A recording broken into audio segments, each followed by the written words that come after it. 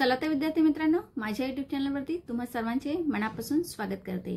तर आजचा व्हिडिओ हा अतिशय महत्त्वाचा व्हिडिओ आहे, तर व्हिडिओ पूर्ण बघायचा आहे, मध्ये स्किप करू नका।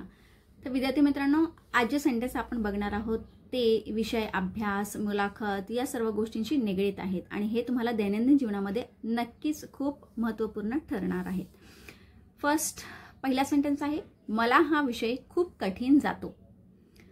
समजा तुम्हाला आता इंग्रजी विषयच कठीण जात असेल तर I find this subject very difficult. I find this subject very difficult.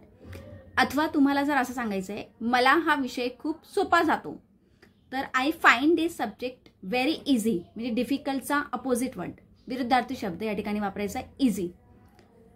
दुसरा सेंटेन्स बघूया, मला मुलाखतीसाठी जायचे आहे। I want to go for an interview.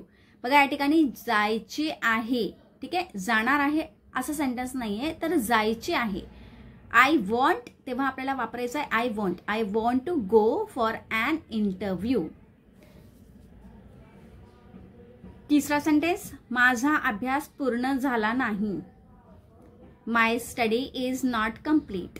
किंवा हा सेंटेन्स तुम्हाला जर होकारार्थीमध्ये द्यायचा असेल, माझा अभ्यास पूर्ण झाला आहे, तर या ठिकाणी माय स्टडी इज कम्प्लीट, नॉट हा शब्द या ठिकाणी निघून जाईल। माय स्टडी इज कम्प्लीट। पुढचा सेंटेन्स बघूया, हे प्रोजेक्ट माझ्यासाठी खूप महत्त्वाचे आहे। हे प्रोजेक्ट याच्यासाठी this project is very important to me. माझ्यासाठी खूप महत्त्वाचं आहे म्हणून व्हेरी इम्पॉर्टंट टू मी। बघा या ठिकाणी माझ्यासाठी महत्त्वाचं आहे म्हणून मी वापरला आहे, ठीक आहे। त्याच्यासाठी महत्त्वाचं आहे, तिच्यासाठी महत्त्वाचं आहे, तर या ठिकाणी मीच्या ऐवजी तुम्हाला important to him, important to her अशा पद्धतीने या ठिकाणी तुम्हाला सेंटेन्स वापरता येणार आहे। पाचवा सेंटेन्स आहे, मला परीक्षेच्या आधी हा अभ्यास पूर्ण करायचा आहे। मला परीक्षेच्या आधी हा अभ्यास पूर्ण करायचा आहे।